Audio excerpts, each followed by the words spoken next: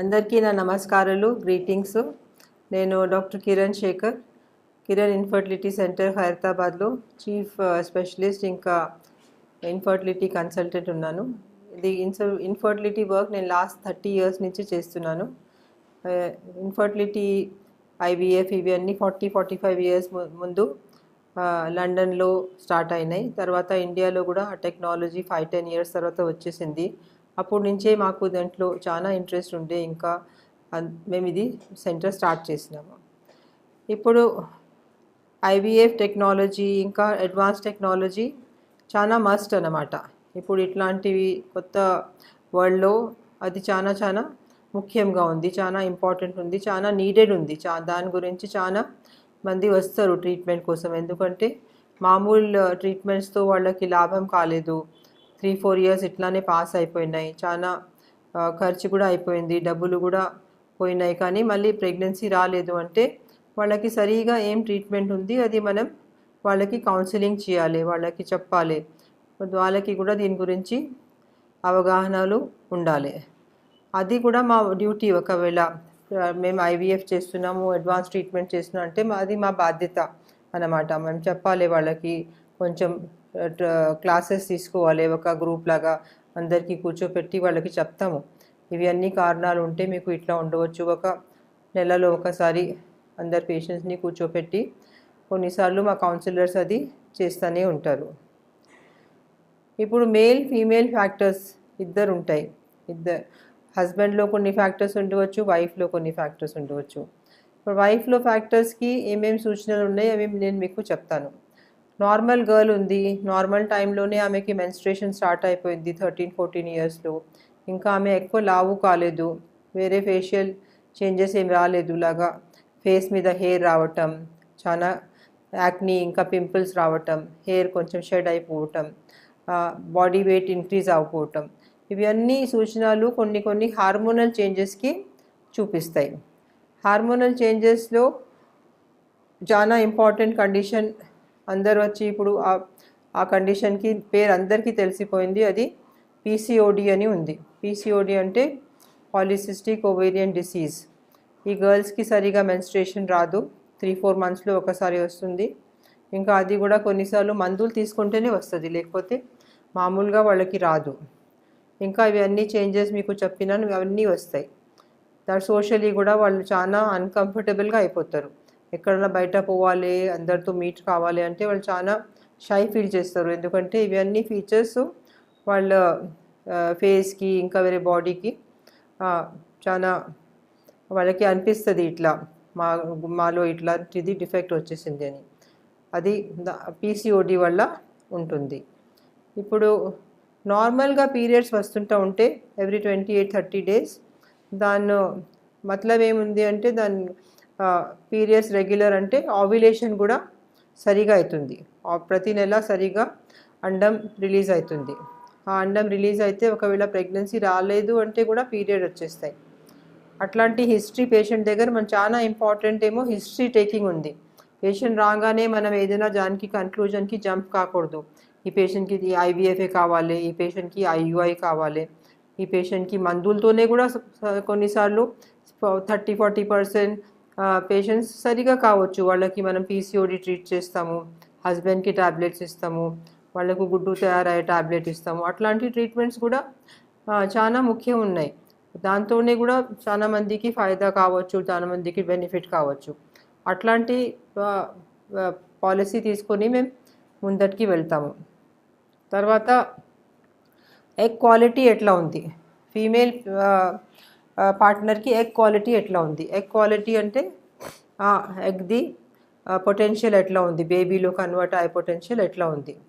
దానికోసం female పార్ట్నర్కి normal weight ఉండాలి, ఆమెకి షుగర్ బీమారీ అట్లా ఉండకూడదు, బ్లడ్ ప్రెషర్ కూడా నార్మల్గా ఉండాలి, ఇంకా ఏమైనా ఎండోక్రైన్ పెథాలజీ ఉండకూడదు, వేరే ఏమైనా థైరాయిడ్ ప్రాబ్లమ్స్ ఉండకూడదు. థైరాయిడ్ ప్రాబ్లమ్స్తో కూడా చాలామందికి ఎగ్ క్వాలిటీ ఖరాబ్ అయిపోతుంది. అట్లాంటివి ఇన్వెస్టిగేషన్స్ మేము ఫీమేల్ పార్ట్నర్కి చేస్తాము. వాళ్ళకి అన్ని పరీక్షలు చేసి తెలుసుకుంటాము ఏదైనా మీకు ప్రమాదం ఉందా లేదా అని. తర్వాత యూట్రస్ సైజ్, పిల్లల సంచి చాలా ఇంపార్టెంట్ ప్రెగ్నెన్సీ కోసం. Size 8 centimetres into 6 into 5 centimetres యూజువల్గా ఉంటుంది. కొంచెం ఇటు అటు ఉండవచ్చు, అది కూడా నార్మల్లోనే వస్తుంది. ఆ యూట్రస్ చాలా మొబైల్ ఉండాలి. ఎక్కడ అబ్డామెన్లో పెల్విస్లో ఆ యూట్రస్ ఫిక్స్డ్ ఉండకూడదు. ఒకటే జాగాలో అది ఫిక్స్ అయిపోయింది పిల్లల సంచి అంటే అది కూడా మంచి సూచనలు లేవు. ఆ పిల్లల సంచి లోపల ఒక లైనింగ్ ఉంటుంది. చాలాసార్లు మీరు ఇన్ఫర్టైల్ కపుల్స్కి మేము మాట్లాడుతూ ఉంటే వాళ్ళు చెప్తారు, డాక్టర్ ఫలానా సెంటర్లో మేము పోయినాము, అన్నీ మంచిగానే ఉండే, కానీ అక్కడ బేబీ పెట్టినప్పుడు లేకపోతే మాకు ఇంజెక్షన్స్ ఇచ్చినప్పుడు వాళ్ళు చెప్పినారు మీకు బేబీ అయ్యే ఛాన్సెస్ చాలా తక్కువ అయిపోయింది, ఎందుకంటే మీ లైనింగ్ 8 మిల్లీమీటర్స్కి తక్కువ అయిపోయింది. నార్మల్ లైనింగ్ ఆ గుడ్డు రిలీజ్ అయినప్పుడు 8 to 10 మిల్లీమీటర్స్ అంటే 1 సెంటీమీటర్ ఉంటుంది. ఒకవేళ ఆ లైనింగ్ 6 మిల్లీమీటర్స్కి తక్కువ అయిపోయింది, 5 మిల్లీమీటర్స్ ఉంది ఆ గుడ్డు రిలీజ్ అయ్యే రోజు, ప్రెగ్నెన్సీ ఎప్పుడు వస్తుంది ఆ రోజు, అట్లా ఉంటే మరి ప్రెగ్నెన్సీ ఛాన్సెస్ చాలా తగ్గిపోతాయి. ఒక సైడ్లో మీకు మంచి గుడ్డు ఉంది కానీ ఎక్కడ పోయి ఆ బేబీ ఉండాలి ఆ జాగాలో సరిగా పరిస్థితులు లేవు. అట్లాంటి దానికి కూడా చాలా ట్రీట్మెంట్స్ ఉన్నాయి. అంటే నేను ఇన్ని పాయింట్స్ మీద ఎందుకు టచ్ చేస్తున్నా అంటే అట్లాంటి ఒకవేళ ఎవరికైనా ఉంటే దానికి ఏం సమాధానం ఉంది మేము మళ్ళీ వాళ్ళతో నెక్స్ట్ వీడియోస్లో కూడా డీటెయిల్లో డిస్కస్ చేస్తాను. ఇంకా ప్రొసీజర్ ఐవీఎఫ్ చేసినప్పుడు సర్వీక్స్ కూడా మంచిగా ఉండాలి. పిల్లల నుంచి మౌత్ ఏముంటుంది దానికి మనం సర్వీక్స్ అని చెప్తాము. సర్వీక్స్ ఏదో ఫస్ట్ పార్ట్ సర్వీక్స్ ఉంటుంది, దాని తర్వాత యూట్రస్ వస్తుంది. ఆ సర్వైకల్ పార్ట్ కూడా చాలా ఇంపార్టెంట్ ప్రెగ్నెన్సీ కోసం ఇంకా అన్ని వేరే ఫంక్షన్స్ కోసం. ఆ సర్వీక్స్ ఏమో ఎప్పటికీ తెరిచి ఉండాలి. దాంట్లో మనం ఏదైనా క్యాథెటర్ పాస్ చేస్తున్నాము, ఏదైనా సబ్స్టెన్స్ ప్లాస్టిక్ది ఒక పాస్ చేస్తున్నాము, చూస్తానికి ఎంత పెద్దగా ఉంది యూట్రస్, అప్పుడు అది ఈజీగా లోపల వెళ్ళిపోవాలి. ఏదైనా అక్కడ ఆబ్స్ట్రక్షన్ ఉంది అంటే మళ్ళీ స్పర్మ్స్ కూడా అక్కడికి వెళ్ళలేరు, పైనకి పోలేరు. Sperms also cannot go to the uterine cavity and they వాళ్ళు ఫెలోపియన్ ట్యూబ్లో ఫర్టిలైజేషన్ అవుతుంది. బేబీ ఎక్కడ ఫామ్ అవుతుంది అంటే అది పిల్ల సంచి పక్కన 2 నరాలు ఉంటాయి, దానికి ఫెలోపియన్ ట్యూబ్ అంటాము. ఆ ఫెలోపియన్ ట్యూబ్ ఒకవేళ దగ్గర ఏదైనా బ్లాక్ ఉంది, సర్వీక్స్లో ఏమైనా బ్లాక్ ఉంది అంటే ఆ కారణం కూడా మనం చూసుకోవాలి, ఇంకా దానికి సరిగా చేయాలి. తర్వాత ఫెలోపియన్ ట్యూబ్స్ ఒకవేళ యూట్రస్లోకి వెళ్ళి స్పర్మ్స్ వెళ్ళిపోయినా ఇంకా ఫెలోపియన్ ట్యూబ్లో పోవాలి స్పర్మ్స్, అక్కడ కూడా ఏం వాళ్ళకి ఆబ్స్ట్రక్షన్ రాకూడదు. ఆ ఫెలోపియన్ ట్యూబ్ లైనింగ్ చాలా సెన్సిటివ్ ఉంటుంది, అది చిన్న చిన్న హెయిర్ లైక్ స్ట్రక్చర్స్ ఉంటాయి అక్కడ. ఆ ఫెలోపియన్ ట్యూబ్లో ఆ స్ట్రక్చర్స్ గుడ్డుకి ఇటు అటు చేస్తాయి, ఇంకా స్పర్మ్కి అక్కడ తీసుకుపోతాయి. ఇంకా దాంట్లో ఇన్ఫెక్షన్ ఉండకూడదు. ఆ ట్యూబ్ ఫెలోపియన్ ట్యూబ్ పెద్దగా అయిపోయి ఒక గడ్డ మాదిరిగా చేంజ్ అయిపోయింది అంటే అప్పుడు దాంట్లో ప్రెగ్నెన్సీ రాదు, ప్రెగ్నెన్సీ రాదు. ఇంకా వస్తే కూడా చాలాసార్లు ట్రీట్మెంట్ చేసినాక ఆ ప్రెగ్నెన్సీ ఎక్టాపిక్ ప్రెగ్నెన్సీలో చేంజ్ కావచ్చు. ఎక్టాపిక్ ప్రెగ్నెన్సీ అంటే ప్రెగ్నెన్సీ యూట్రస్లో దానిది పార్కింగ్ లేకుండా ఆ ప్రెగ్నెన్సీ పోయి ట్యూబ్లో ఉండిపోయింది, అక్కడే పెరిగిపోయింది. ఇంకా ఇది పేషెంట్ లైఫ్ కోసం చాలా లైఫ్ థ్రెటనింగ్ ఉంటుంది. ఒకవేళ రప్చర్ అయిపోతే చాలా బ్లడ్ పోతుంది, ఇంకా ఆపరేషన్ వెంటనే చేయాల్సి వస్తుంది. ట్యూబ్స్ తర్వాత ఇంకా వేరే వేరే జనరల్ కారణాలు ఉండవచ్చు ఫీమేల్లో, అది కూడా మనకి మంచిగా తెలుసుకోవాలి. ఇంకా ఏమేం పద్ధతులు నేను ఇప్పుడు చెప్పినాము అవి అన్నీ మా హాస్పిటల్లో సౌకర్యాలు అన్నీ ఉన్నాయి.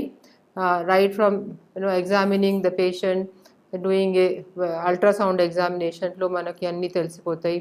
ఇంకా 3D and 4D అల్ట్రాసౌండ్ వచ్చింది ఇప్పుడు, దాంట్లో మనకి 3 డైమెన్షనల్ ఇంకా 4 డైమెన్షనల్ పిక్చర్స్ తెలిసిపోతాయి. ఇంకా హిస్ట్రోస్కోపీ అని ఇంకా ఒక ప్రొసీజర్ ఉంటుంది, దాంట్లో దూరబీన్ వల్ల మేము యూట్రస్కి లోపల నుంచి చూస్తాము. ఇవన్నీ ఒక డైలీ బేసిస్ మీద చేస్తూనే ఉంటాము. ఇంకా మంచి డయాగ్నోసిస్ చేసేసి మళ్ళీ ఆ పేషెంట్కి కౌన్సిలింగ్ చేస్తాము, మీకు ఏం బాధ ఉంది, దీనికోసం ఏం సమాధానం ఉంది, అట్లానే మేము ప్రొసీడ్ అవుతాము, సైంటిఫిక్ వేలోనే ప్రొసీడ్ అవుతాము. Thank you.